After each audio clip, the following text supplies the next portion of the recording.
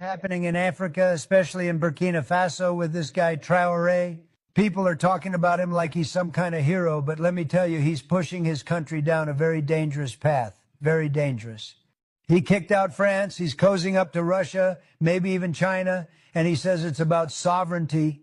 But what I see is a man making deals that could turn Burkina Faso into a playground for America's enemies. We can't ignore that.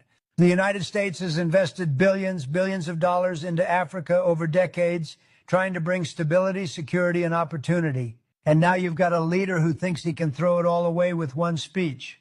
They call it independence. I call it reckless. People are cheering for him because he talks tough, but talking tough doesn't build jobs, it doesn't create security, and it doesn't... Mr. Donald Trump, former President of the United States, you have spoken of me as reckless, as dangerous, as a young man who does not understand the world. You say I am pushing Burkina Faso toward Russia, toward China, toward isolation. You say America has invested billions in Africa, and that without America, without NATO, without the so-called leadership of the West, Africa cannot survive.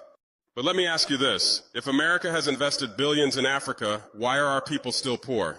Why are our farmers still struggling to feed their children?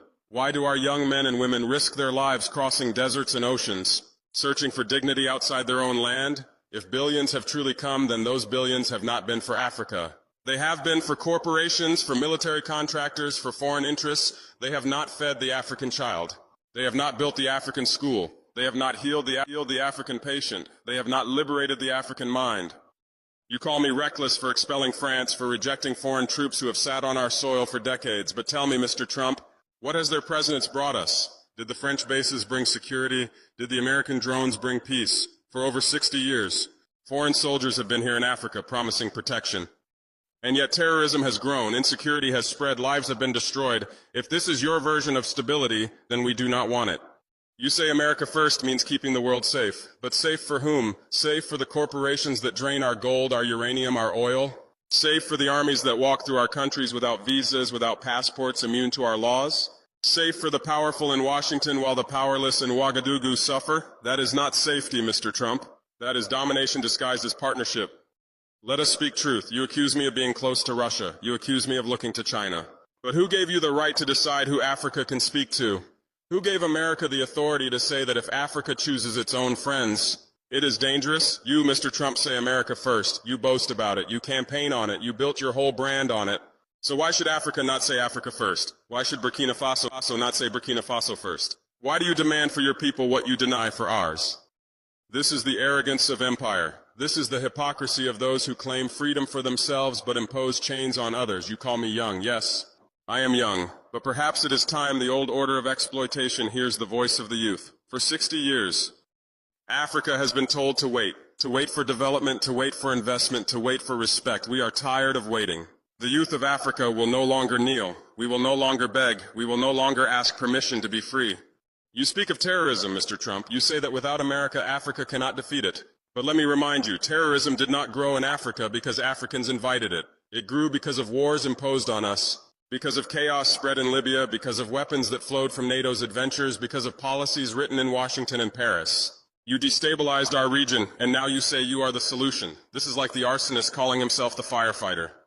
In Burkina Faso, in Mali, in Niger, we have chosen a different path. We have formed the Alliance of Sahel States, not as puppets of Moscow, not as colonies of Paris, not as dependents of Washington, but as sovereign nations who will defend ourselves. We know our land, we know our people.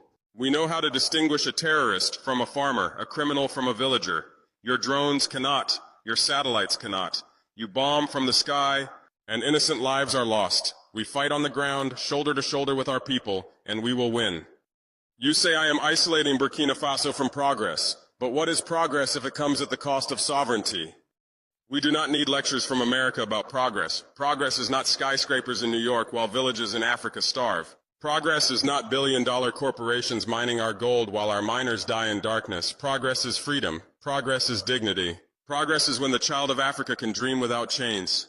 Mr. Trump, you said I am fiery, and you are right. I am fiery because my people burn with hunger for justice. I am fiery because my nation is tired of lies. I am fiery because Africa has been silent too long. We were told independence had come, but our banks were still controlled in Paris. We were told we were free, but our armies were trained to obey foreign generals. We were told we were partners, but we were treated as children. The fire you see is not recklessness. It is the fire of liberation, the fire of a continent that will no longer bow. You say America will not stand by while chaos spreads, but I tell you this, America has stood by while Africa bled. America has stood by while dictators were armed, while resources were stolen, while children died of preventable diseases, and worse, America has not only stood by, America has profited. So do not speak to me of chaos, Mr. Trump. Speak to me of justice. Speak to me of equality. Speak to me of respect. We are not against America. We are against domination. We are not against the West. We are against exploitation. We are not against cooperation. We are against dependency. We are not against friendship. We are against slavery in all its forms. Mr. Trump, you said without America, Africa cannot stand. But look at Burkina Faso today. France has left. NATO has gone. And yet we still stand. The sky did not fall. The earth did not collapse. In fact, we are stronger than before. Because for the first time in decades, we stand on our own feet.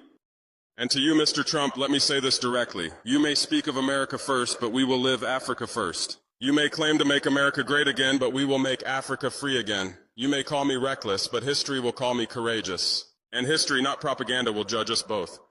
So hear me well. The age of domination is over. The age of African sovereignty has begun. We will not kneel. We will not beg. We will not bow. We will fight. We will rise. We will win, because we are the children of this land, and this land is ours. Africa first, forever.